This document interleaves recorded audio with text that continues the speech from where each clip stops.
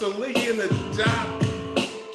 I am the doc, Dr. Christian Friend, and we made it. We made it to 5. We're killing the game right now. Happy to be here with my man Saliggy. Saliggy, how you feeling? I'm good, brother. I'm fully vaccinated as of August 7th, so I got the mark of the beast in me. So I'm down to become a zombie with the rest of my zombie latent friends and survive all of these variants and shit. Shout out to Loki and Marvel, which we'll probably get to a little later. Okay. But I'm doing well, brother. And I got this nice shirt on because I think we got something for everybody later on. Yes, yes. Awesome. So let me introduce them. Like, we got our mans with us, Brandale Randolph, husband, father, community builder, abolitionist, entrepreneur. Welcome in, brother. How you doing today? I'm good. Thank you so much for having me, man. I can't wait to get in this conversation with you all. And yeah, fellow zombies, fight the power. You know, so that's Vaccinated zombies. I'm the zombie Black Panther, so I had to bring him out here. So. That's what I'm talking about. We already got a Black Panther reference. We're a minute and a half in. That's awesome. So tell me about 1854, man. So 1854 Cycling Company.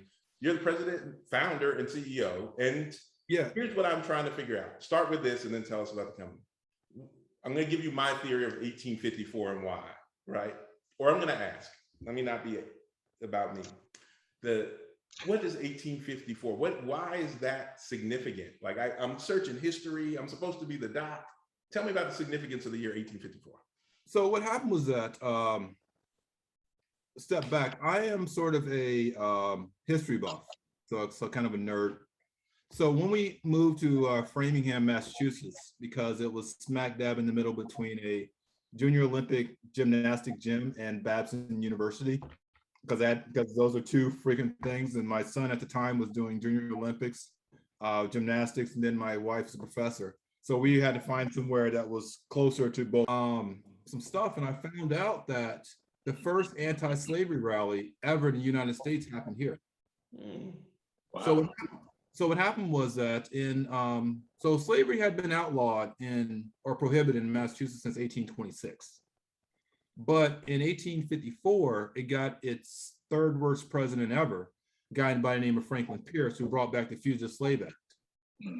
And so for northern states like Massachusetts, it meant that freed Blacks of 1854, a young man that was in Roxbury or somewhere over there, and they snatched him off the streets, and everyone put up a commotion, and they put him on trial, found out that he was a former runaway.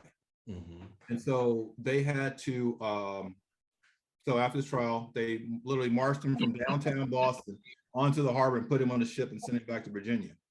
So that militia that they formed in the town to line the streets and keep the people back, that later became the Boston Police Department.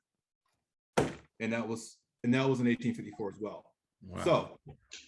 So the Boston Police Department was literally put together to facilitate Blacks going from courtroom to maintain white supremacy. Yeah, and later on they had to do some stuff with Bowditch, but we'll talk about that because it's the name of the bike. But in Bowditch. But what happened was, on the 4th of July in 1854, here in Framingham, the abolitionists got together. This was Henry David Thoreau, who wrote Walden Pond.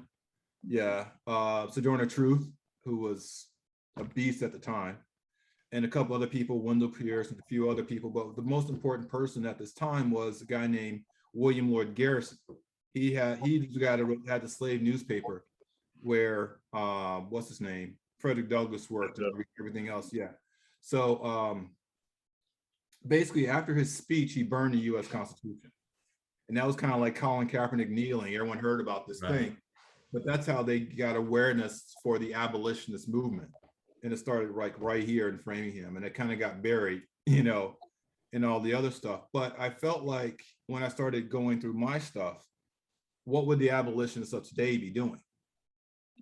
Mm-hmm. And this was back in 2016, I guess. And my thought was they'd be keeping people from going back to prison. Because if we think about the 13th Amendment, how slavery didn't really get abolished, it got moved It's modern day slavery, the prison industrial complex. Yes. And then we looked at how, like, women in particular, they're given life sentences to poverty, because you go to prison, you can never earn enough to get out of that. And then you have 2 or 3 kids with you, and you never earn out of that. So basically, you're either going back to poverty or you go into prison again for something as minor as get into a fight with your boyfriend is parole violation. Leaving your kids at home while you're at work is a parole violation.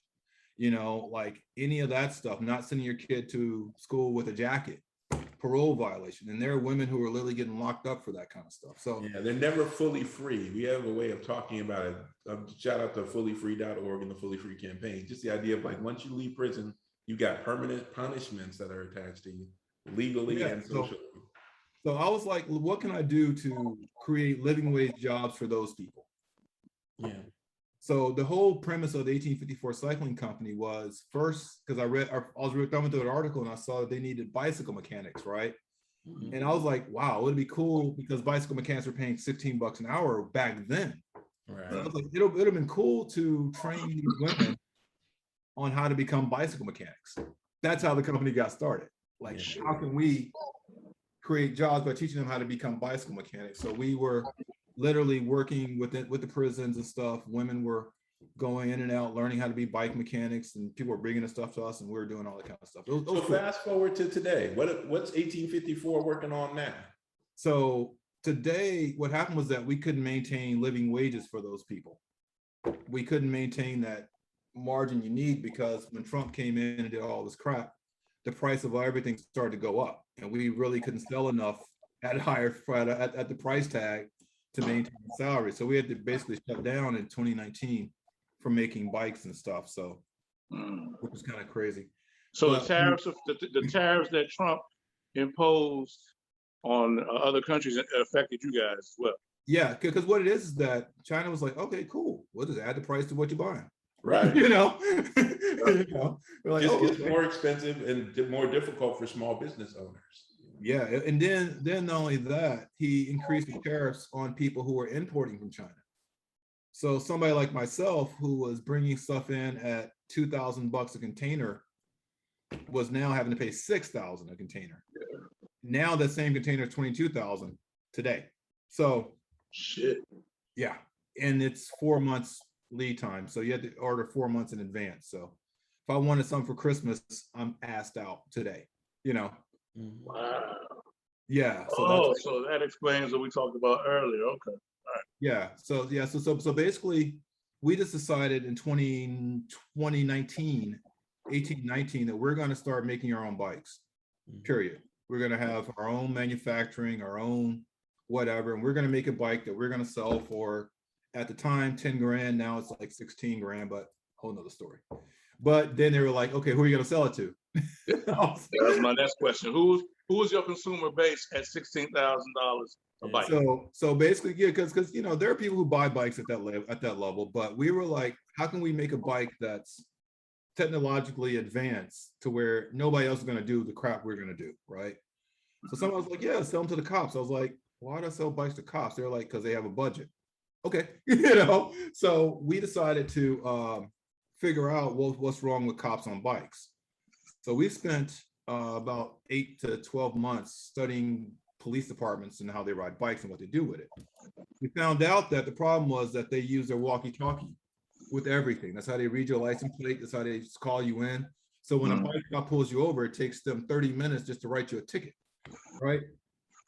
So we decided it would be cool to build a console or something and put it on the bike. Something they can punch in your stuff and then pull it down from the cloud, whatever they need to do, issue a ticket, print it out on the back of the bike, and send you on your way in 5 minutes. We did that. And so our first prototype, we did that in 2019. Took it to one of those large trade shows where it was crazy, man. We didn't know anything about this stuff, so we ended up in this little 10 by 10 booth, right? We look over, and Ford's selling their police cars over there. Chevy's got theirs. You see tanks and helicopters and bulletproof vests and it was somebody, I think it was Dubai, they had the flying man drone or something like that. It was crazy, right? So we ended up with all these dang orders from around the world, and we're like, how the hell are we gonna make all this? So luckily COVID hit, So we didn't have to fulfill all those orders that we hit. Luckily. And so, yeah, The life of an entrepreneur. Yeah, so if you did the math, we had 13,000 units at 10 grand a piece. So that was about 130 million of just orders just sitting right there, right? So we're like, all right. And some of that's still sitting and waiting on us. So we're like, all right, what do we do now? Okay, let's go to 2.0. Because so 2.0 was, let's add a drone to all this madness. Yeah, and we did that. So Crazy. yeah, so now, but what happened with the drone was that we've realized that the market's bigger than just cops. Now we're talking EMS, search and rescue, fire department. We're talking all that stuff, and they can see what the drone sees from the bike. Yeah. You know, but that was, you know, like I said, that's version 1.0 of what we're trying to do as a company, right. Because we spent, while everyone else was kind of COVIDed out and everything else, we were still doing research and background checks and everything else. And since I'm like now tied into every single body at MIT, we stumbled across an electromagnetic motor that we're going to put into a motorcycle. So we're going to have our own full throttle electric motorcycle. And about last month, it hit 73 miles per hour with one battery. So we have space to add 3. So we're trying to figure out how to get to DC and get it approved by the DOT and make sure we kind of get that done. So all the money that we got is going towards that stuff and Funko Pops and records. But when we go back to everything and when we get the stuff squared away, the whole premise is to set up the factory. My dream is really to have the factory where we have 200 employees and 70% of them are formerly incarcerated. And we're paying, you know, base salary would be like 65, 70. So they'll be literally building the consoles, building the bikes, building this stuff, learning to repair, and for the most part, coding. Because what we realized that every agency has their own software. Right. We got to integrate with what already exists. So we have to like have people who are able to do that. And working with the people over at MIT, WPI, UMass, and these other places, we can train them to do that. You know, within a year or 6 months, they can do it, but we can definitely get it done. And the other thing, this is kind of cool, and I'll go ahead and say this, is that we're probably going to hit back with the consumer market at the same time. Yeah. So all these bikes and motorcycles that we're probably bringing out within the next 6 to 8 months, we're going to be selling them at the consumer market at the same time. Y'all just won't have the consumers won't have the same software. How about that? Sure. You know? Yeah. But will they be able to? I'll be looking for one. Huh? I'll be on the website. Yeah, will they be able to bring on the drone? Will they be able to bring on the helmet? Yes. So I didn't show this to Salim. This is the helmet we use with the bike. Look closely, it has microphones and speakers on it. This is a completely Bluetooth helmet. And it's also got the lights on the back. Yeah, so it, you know, fully lit. This is like your next generation. All right, I got a couple of quick questions. All right. Yeah. Dig in. All right, first and foremost, how did a Wharton graduate with no engineering background get involved in cycling? It's weird because I tried to cycle and I'm scared crapless, so I'm not really a cyclist. But you know, right. I can sell ice to an Eskimo. You know, I sell water to a whale. Yeah. I mean, it's like, I mean, before all this, you know, I was commodities broker. So I was the guy calling you on the phone. Hey, do you want to buy, you know, stock in oil and gold? You know what I mean? Right. So I had to figure that stuff out. So the thing is, a lot of people can make it, but very few people can sell it. You know, it's kind of like IBM always had a better computer than Apple, but Apple could sell it. You know? Like Dr. Pepper is better tasting than Coke, but Coke can sell it. Coke can sell it. But yes, Coke's always also had years ahead of the schedule and had the formula embedded into America. All right, so that's that one. My second question is more of a philosophical one. So you mentioned that these $16,000 bikes you were looking to equip with the Boston Police Department, right? So going back to what you said about 1854, the militia then becoming the militia that was pushing slaves back onto the boats to go back down to Virginia, them becoming your new base. How do you feel about that internally? Internally, here's my belief, and this is where I get pushback, and this is why I don't have any problem saying F the police and everything else, because it happens. The policing that we see today, I don't think is going to exist too much longer. I think. How are you so confident in saying that? Because what it is that the way they police certain departments in certain communities, they're used to this. But the way that these same communities are gentrifying now, you know what I mean? It's only a matter of time before it happens to people who they didn't intend it to happen to. You know what I mean? So yeah, I mean, that's the same thing that they said about drugs, right? And now they have the whole thing with the opioid situation where all Blacks are saying, oh, well, same shit happened on the crack epidemic, but you didn't say nothing then. That's more so of a consumer supplier situation, right? Whereas you're talking about policing in different pockets of the country. America is America, but all states ain't the same. All states ain't the same. So what it is that you have departments like the one here, and well, you have one in Boston, I'm in Framingham, and you have other departments where they're bringing in folk to do this new form of community policing, where they're not trying to do everything. They're not trying to be your mental health guide counselor. They're not trying to be your social worker and all this other stuff. They're trying to call the people whose job it is to do that. So I'm going to follow this thread. This is really good. I love the conversation. So do you believe that, like, I keep using the term white supremacy. That's kind of my thing. Yeah. Like, you know, do you believe the police are like a white supremacist institution? And if so, or even if not, in either case, what I hear you saying is that, like, based on changes in demographics and economics, that eventually it's going to have to change. So I guess what I'm asking is, like, do you really believe that, like, what I would call white supremacist structure in the form of how America is policed is going to change naturally? Because here's where it gets interesting, because I'm a very nuanced person.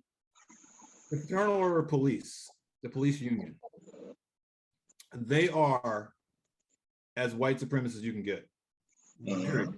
They are the harbingers of the Blue Lives Matter flag, the Stand for Your flag. That's them. And they're embedded in so many of these big city police departments and these places. And they are literally always trying to be John freaking Wayne. Yeah. Okay.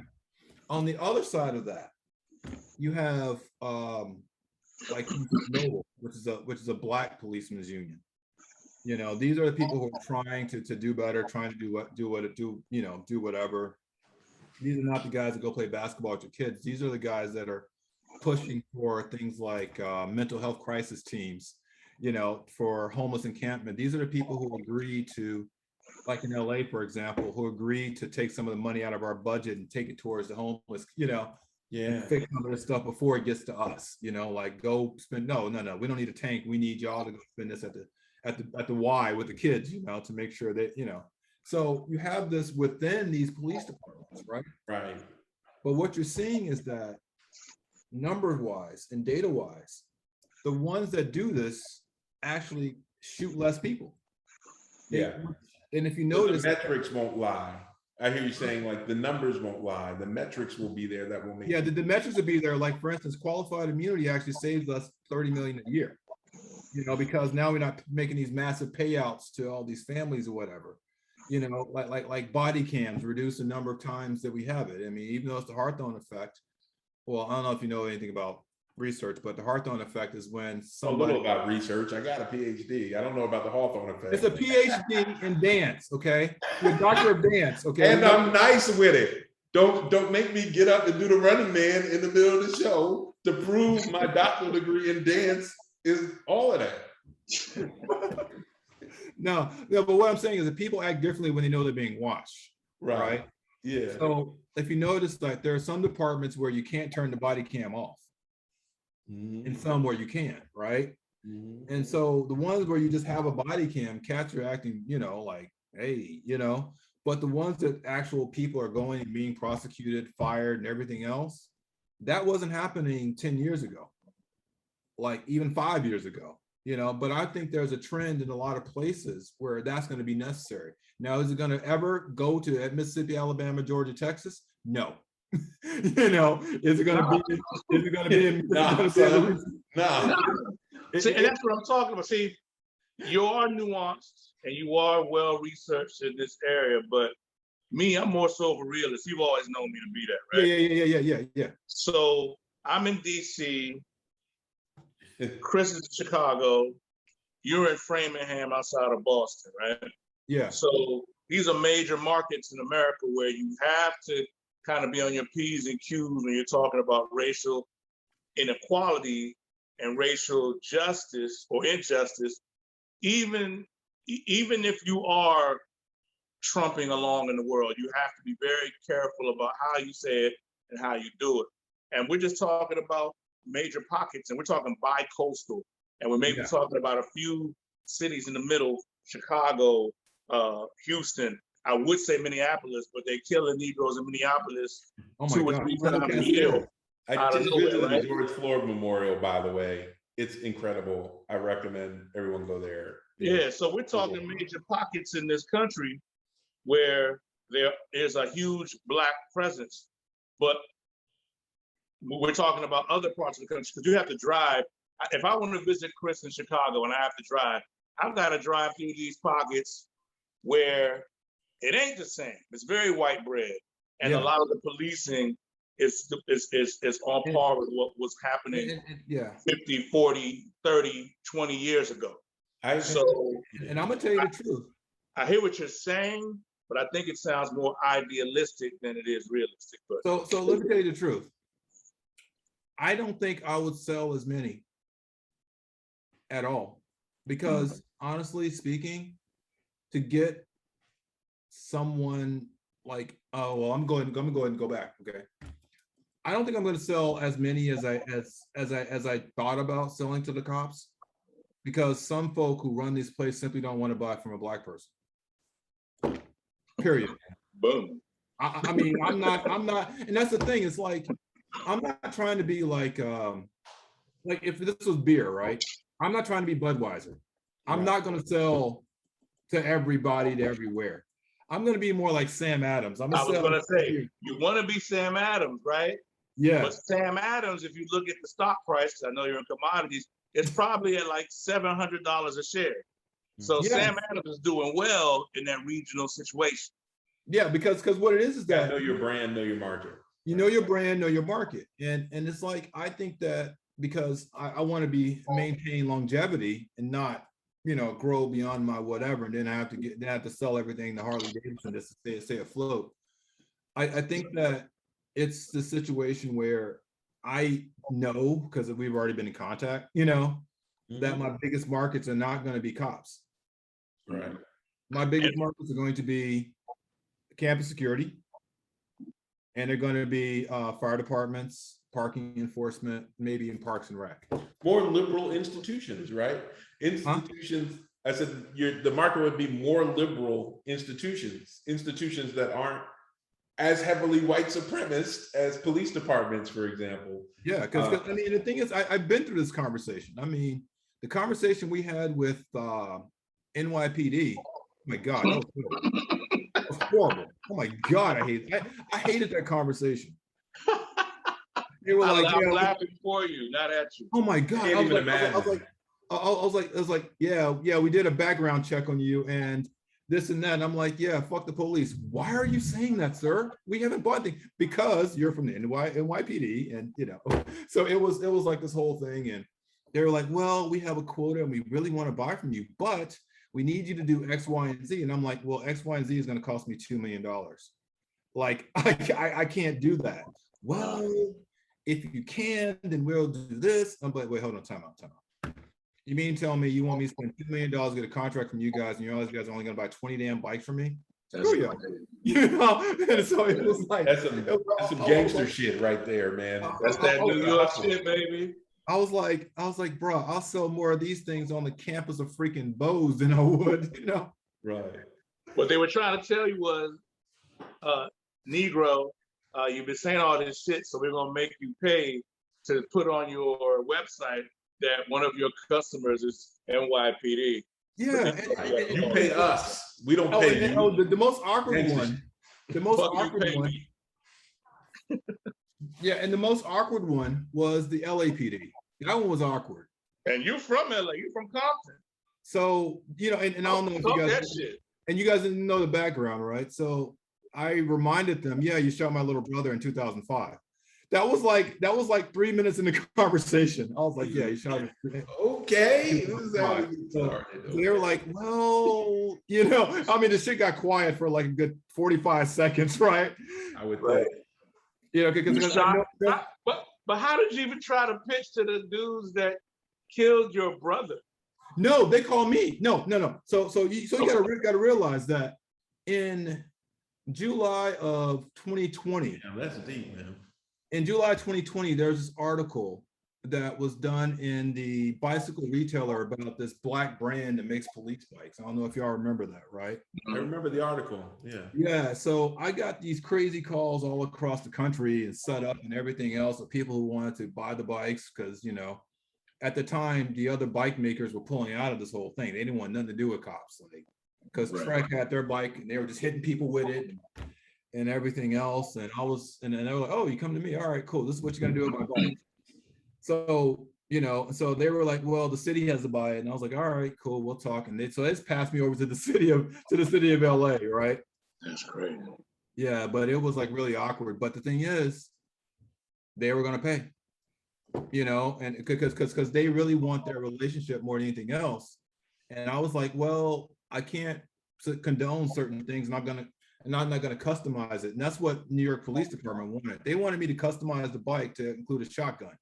I'm like, oh, no. They want you to military. Look, the bike wasn't military enough. A bike made by black. They want you to militarize it some more. I would have hated your black ass. I'm like, I would have called you a coon from Compton had you done that shit. I was like, dude, a shotgun?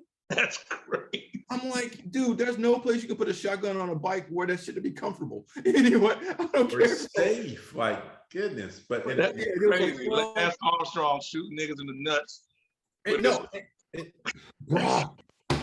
So what happened was that the LAPD, they have the mental health crisis unit there now.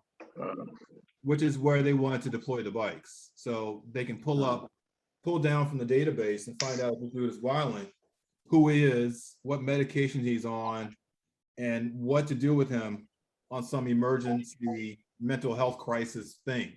Because, you know, and just basically give those bikes to them.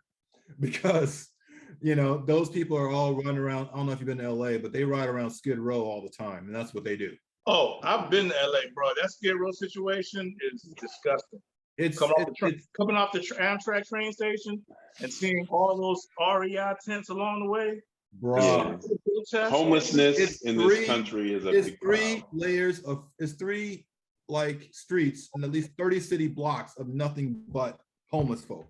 Yeah, that shit crazy in LA. And it's crazy. But anyway, so that's what they want to do. But we didn't have enough. At the time, we didn't have enough units to deliver, or the capacity to deliver the 200 units or whatever they needed. You know, that's a lot of cash. But we're working on that now.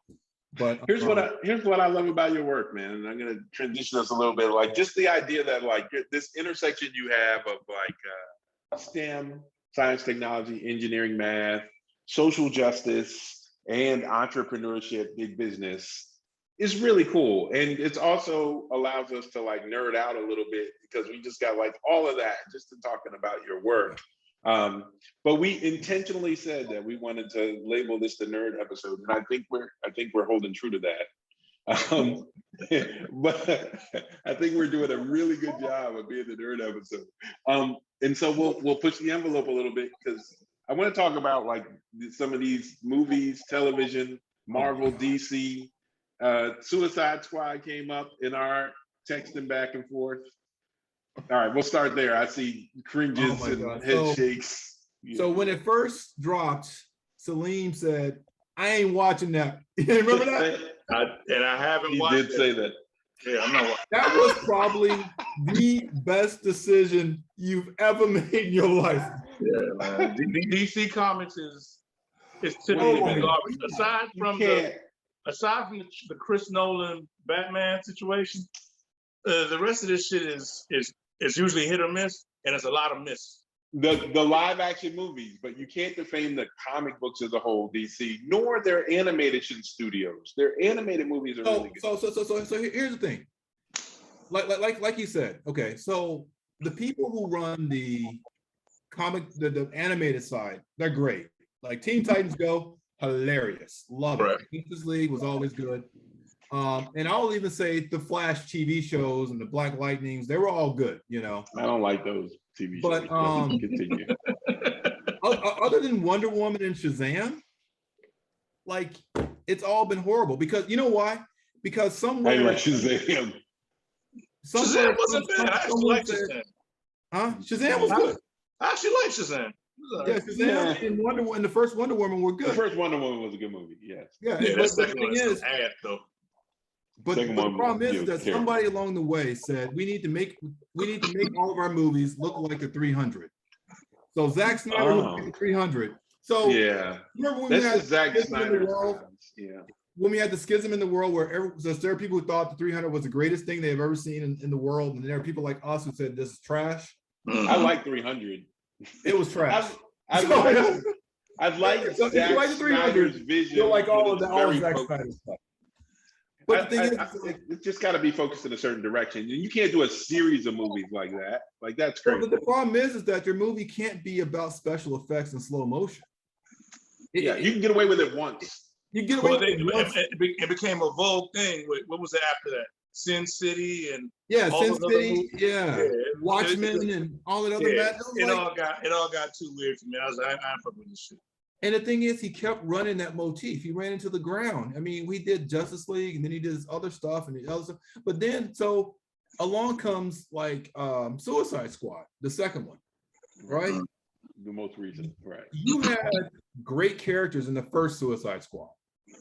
You know, like you had Viola Davis. She's Viola Davis. I mean, she plays Amanda Waller, which is a great character in the comic book, the animated shows. Then you had Margot Robbie, who playing like Harley Quinn. So she's Harley Quinn, and she's good at Harley Quinn. Like if you watch, that's good casting. Yeah, she's like great at that.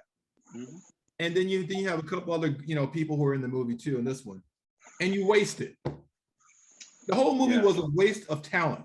Like let me tell you, you had what's his name? Great at this. Yeah. I mean, you had Idris Elba, we know he's Idris Elba, great actor, right? But who was the guy that played in the beginning? In the beginning, who killed the bird? What was his name? I don't know his name. Famous actor. He was good in Guardians of the Galaxy when he was playing what's his name's dad. He was good, right? Mm-hmm. Great actor. You kill him in the first 10 minutes. You know what I mean? Yeah, but basically it's like, you had the ingredients there, you put it in a pot, and then you just threw it away. You threw away all your backstory, you threw away all your stuff, you did nothing but kill people and have blood, guts, and their things everywhere. Stuff was not making sense, and it was tied together with a shoestring where we had to go get a starfish. But that was it. That was it. It was like there was no. Starro is a very important character in the comic books, and that was wasted. And that was wasted. Perhaps. No. Yeah. You and I both know the comic books. Starro in the comic books and Starro in that movie. Tell me how those two equate. Yeah, not well. So not well. The Starro in the comic books was smart. He was brilliant even.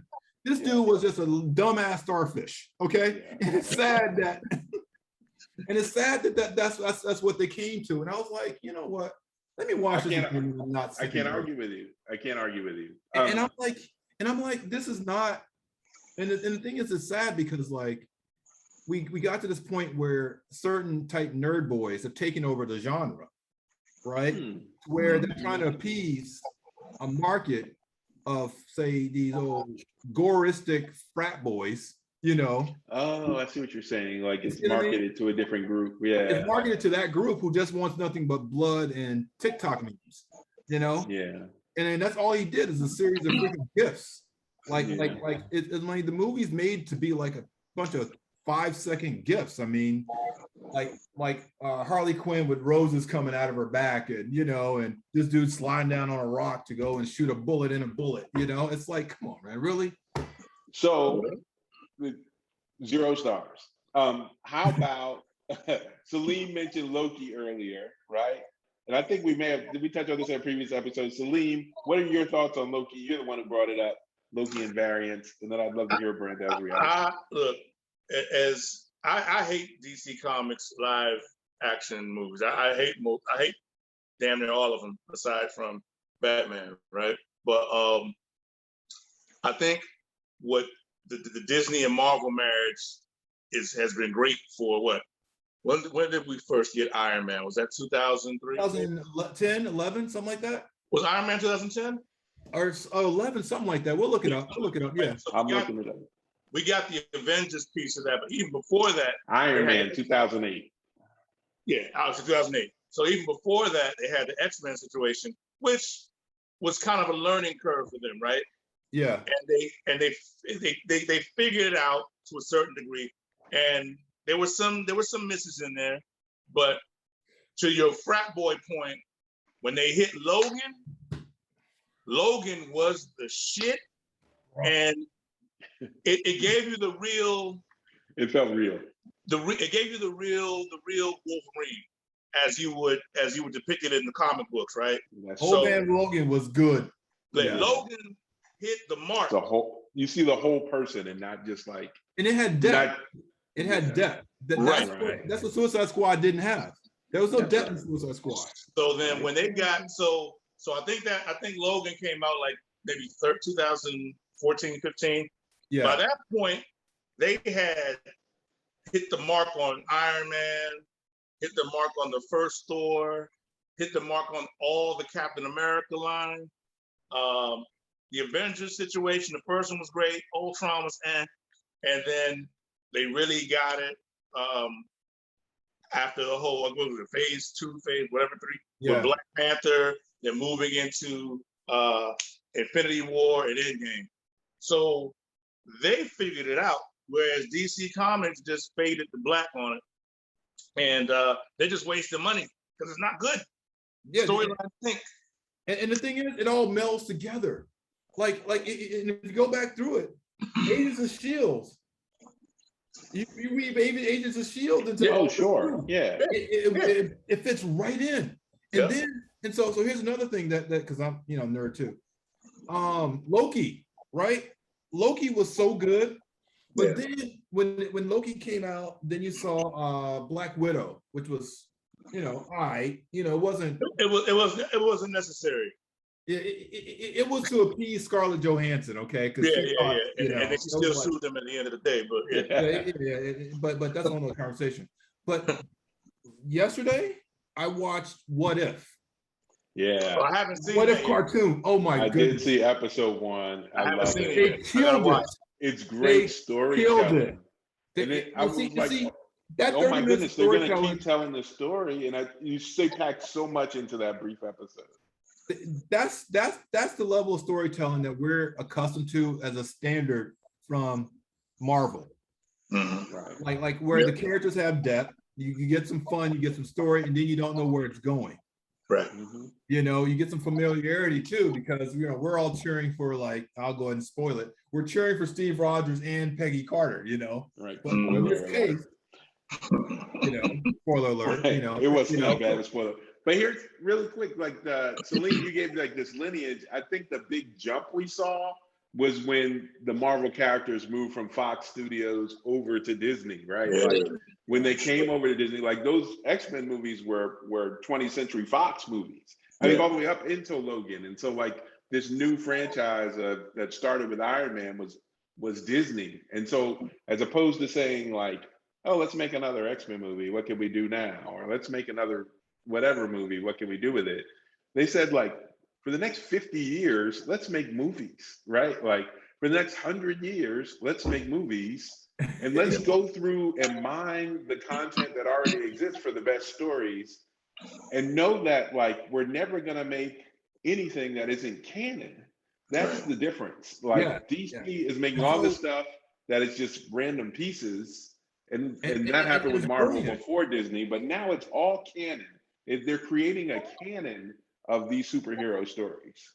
And it's brilliant because I don't know if you guys remember, but everybody thought Disney was crazy when they paid $5 billion for the licensing fee for Marvel. Remember that? Yeah, I was like, Disney's going to sell comic books, right? Everybody, and the thing is, they did that in 3 films. Yeah, they made that up. Yeah, the Infinity War Endgame shit alone was like 50% of that. So yeah, 50% of that. And Black Panther was like what $1 billion in the box office. But way before that, though, Iron Man was just Iron Man and the toys. Yeah. Iron Man, Thor, and the toys, and I think the first Captain America. Right, yeah. Boom, First they wiped out that $5 million right away. Right. That $5 million was gone by 2012. It was yeah, the return on investment was great, man. And they didn't veer too far off the comic book. Like, I stopped reading comic books like when I was like 10 or 11, but I knew a lot of the storyline behind it, so it didn't veer too far off. The DC comic situation, they're creating as they go. I mean, and now you got The Rock, who's trying to create Black Adam into an anti-superhero, like, I have no interest.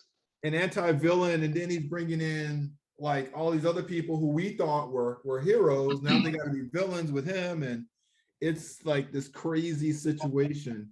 So you two guys are more Black nerd than me, but I'll give you the example as to how Marvel has done well with just the average moviegoer, right? Right. Take Guardians of the Galaxy, for example. One of my favorites. I don't know anything about Guardians of the Galaxy as far as comic books concerned, right? Right. Never heard of it. Didn't know anything about it. So when the movie first came out, I was disinterested. I was like, I don't even know how this thing is going to tie in to what they want to do. But I ended up watching it on HBO one night, and I was like, yo, this shit is hilarious. And then when the whole Thanos line came into play, it made sense. And then it made me watch Guardians of the Galaxy 2. And that's when I was like, okay, I get it. And now it all is going to tie in some way, somehow. I just didn't know how. And then Infinity War happened. Yeah, and then Thor hit the windshield, right? And Thor hit the windshield. Thor hit the windshield, like literally. And Ragnarok was great. I think Thor Ragnarok is one of my favorites. Oh my goodness. I think the Thor line of the 4 major characters kind of stinks, but Ragnarok is hilarious. It's a great movie. It's a great movie. So this is what gave me hope about Suicide Squad, though, is that it's James Gunn who directed Guardians of the Galaxy, right? But here's the problem. Thor Ragnarok was written by what's his name? That guy. Forget his name. Not Tiki Barber.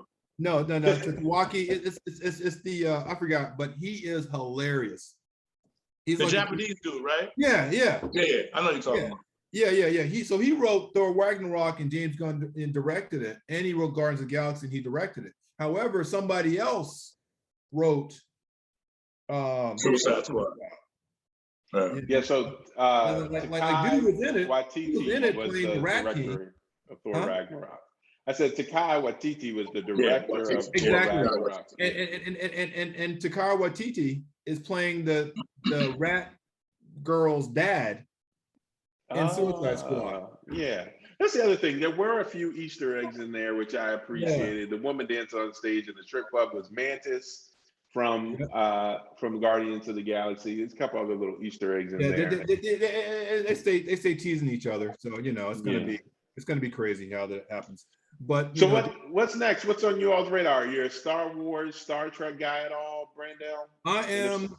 I am sort of a Star Trek. I'm sort of a Star Wars guy, only because the kids are. I mean, and just so you know, if you take your kids to Disneyland, lightsabers are like $200 a piece. So $200? yeah, lightsabers, the real ones are $200. Oh man, I've been building up in my head. I'm gonna go to Galaxy's Edge at Disney, and I'm gonna come home with a lightsaber.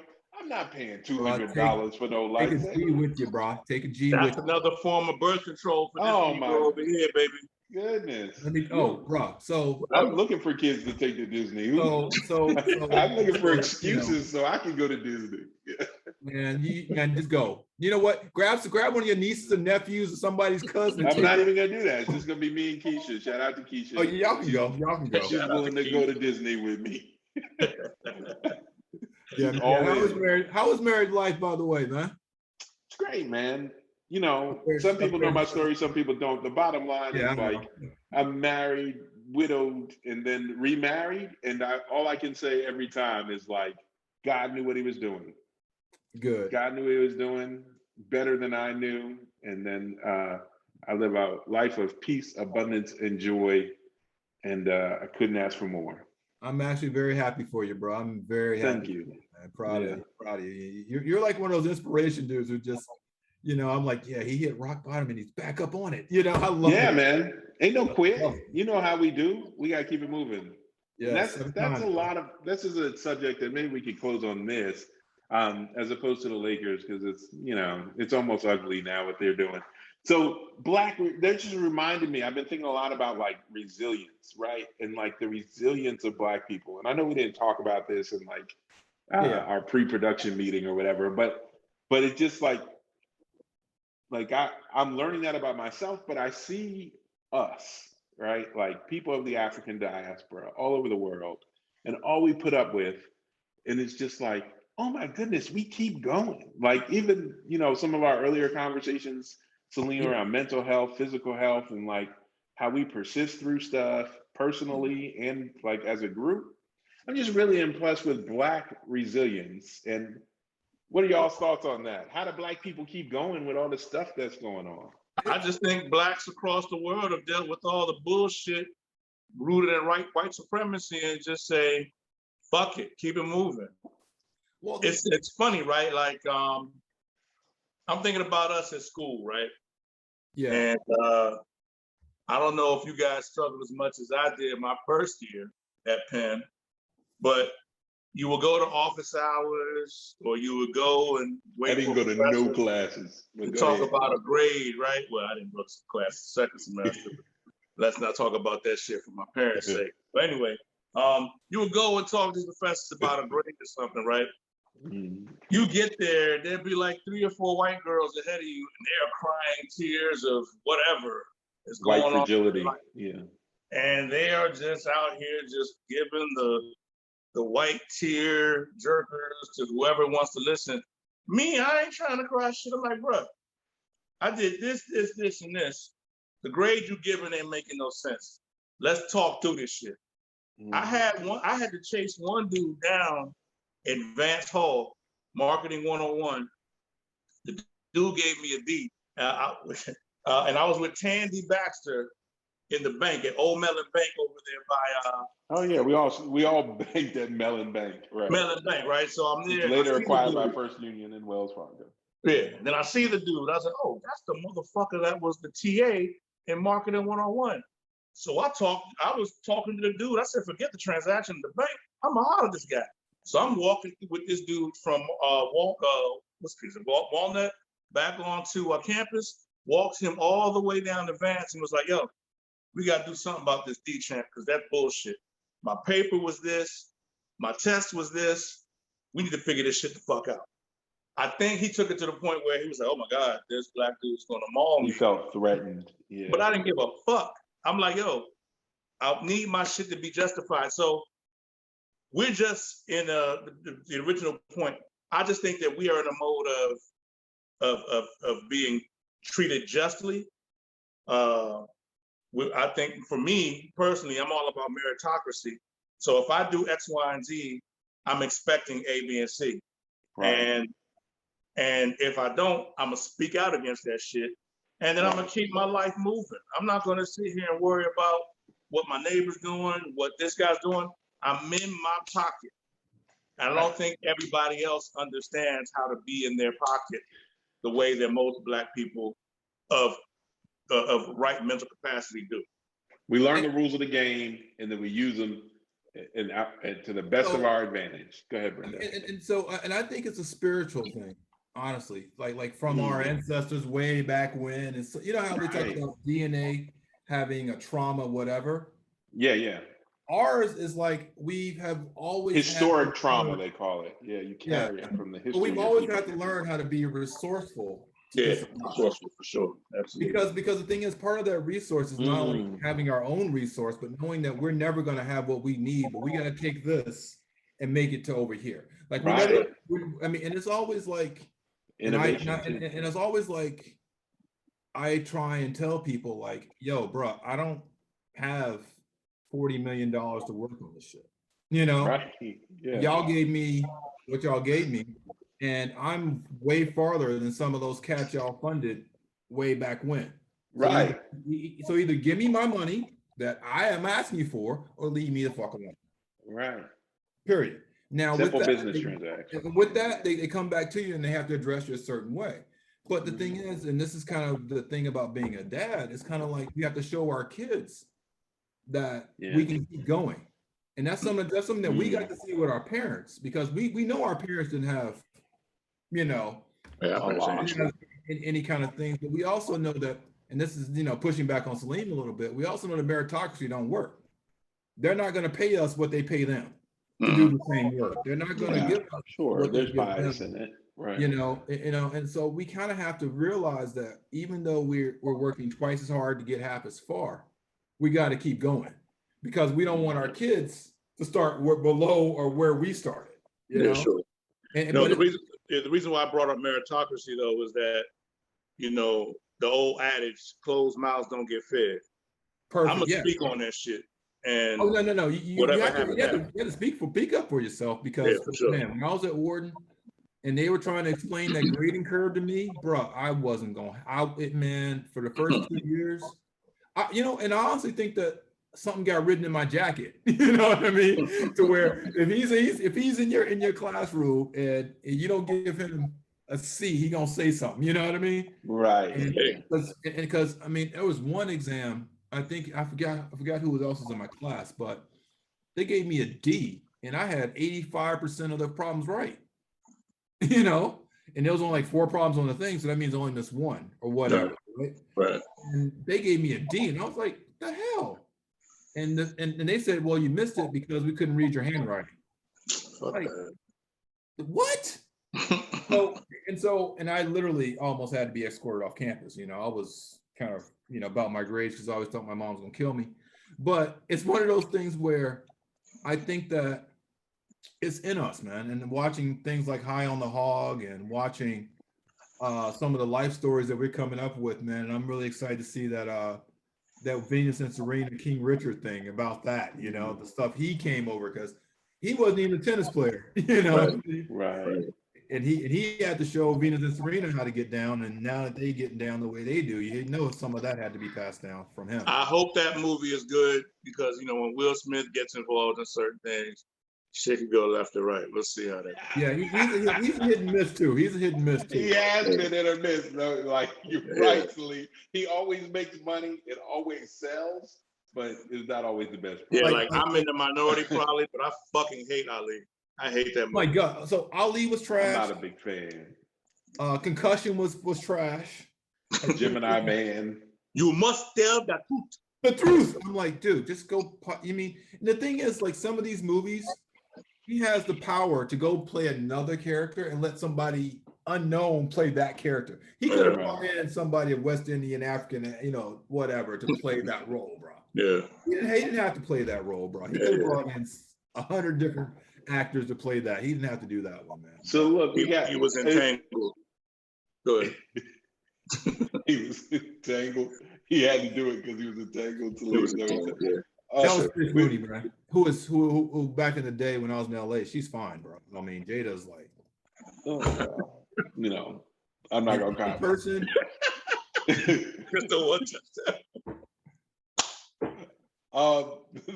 Go ahead. Go ahead. We're about to go on tangent now. We run the gamut. It's okay. This is what we do with Saliggy in the Doc. We done run the gamut from abolition to, we got a Sojourner Truth name drop at the beginning of this conversation, through Marvel, through DC, and our nerd stuff. And here we land at the end of episode 5 of Saliggy in the Doc with this great conversation about Black resilience, Will Smith, and trash movies. This is how Jada we do being it. fine in LA. And Jada in real life, fine in real life. I don't know. I need to see it, but but we're here, and so we're so thankful to have Brandale with us this week. Thank you. I should have gave y'all a heads up. A final word, phrase, a final thought. It could be a minute or two. Brandale, a final thought you want to share with the viewers before we bounce, and any social media plugs, websites? Well, I mean, we just dropped a few new T-shirts and stuff. 1854cycling.com. Go check it out. You know, pay it. But for the first part, I want everybody who can hear this to get vaccinated. It's no joke, man. I mean, it's a sad tragedy that we're disproportionately affected by it, and it's also a sad tragedy that when all gets said and done, we're going to be the one who takes the brunt of all this madness. You know, when it comes to where we work and where we do and how we get employed and our jobs and where we, you know, put food on our tables, it's going to affect us first, like everything else. That's true. But based on faith, we're gonna get through it. But I just want to make sure that we see everybody on the other side. You know, that's my thing, man. And after losing Gregory Naismith this year, shout out to G Money. You know, I really want to make sure that I see everybody on the flip side. I think every year we've been on social media, I've lost at least one friend, you know. So I definitely don't want to lose anybody to COVID this year, you know. For sure. But so I want everybody to get vaccinated, take care of the kids, wear a mask if you need to, avoid parties and everything else. But on the other hand, we're going to be all right. So next time I see you guys, hopefully it's for a movie review. You know, I don't want to be a recurring guest. I just want to be the guy that comes in for nerd stuff. Oh, yeah, don't worry. You ain't no recurring guest, mofo. This ain't your show, mofo. Make a bite. You can't afford my rider, no way, man. All I asked you for was a ball of mambo sauce, and I couldn't get that. We don't do riders. Once you start down that road, it goes left real quick. So. Yeah, we were all at pin relays with the Camp Low, so it's all good. Well, thank you. Hold on. Let me get my final word in, Chris. Oh yeah. I'm sorry. Oh, sorry. I thought that was it. I thought you was just gonna take a shot at. No, fuck Brandale. He don't get to end this shit. Come on, man. No, so I know we didn't want to talk about Lakers to end the show. I know we went on the clock a little bit, but lesson to the people. If you get $84 million guaranteed to you at a particular time, you take that shit. It's like playing blackjack. Once you get 21, you don't hit no more. You stay where you at and you win. Dennis Schroeder, you're an idiot. You lost $78 million because you don't know how to gamble. But that's jokes anyway, but it's real life shit. But lastly, I want to dedicate this show to, since Brandale's here, I want to dedicate this show to our brother, Dan Nunn, who lost his first cousin, a good friend of mine, Gregory House, Alvin House. Greg been in DC a few times. He was a Morehouse grad, and he and I used to kick it early 2000s when he came into town. And it saddened me to hear that he was suffering from brain cancer for like the last 3 or 4 years, and he finally stuck to it last week. So I just want to give praise and shout out that brother's name, Alvin Gregory House. And because Brandale's in the show, we both share Dan Nunn as close friends. So we definitely wanted to dedicate the show to Gregory House. Yeah. Thank y'all. I appreciate it, man. Stay safe, folks, from Brandale. Get vaccinated. Thinking about you, Dan. And we love you. And I love y'all too, man. I love y'all, brothers. I love God, and I love everyone listening. Thank you. Send the love your way. Love, love, love, love, love. And Black resilience. Peace. And all my vaccinated people, we can be zombie Black Panthers together, buddy. All right.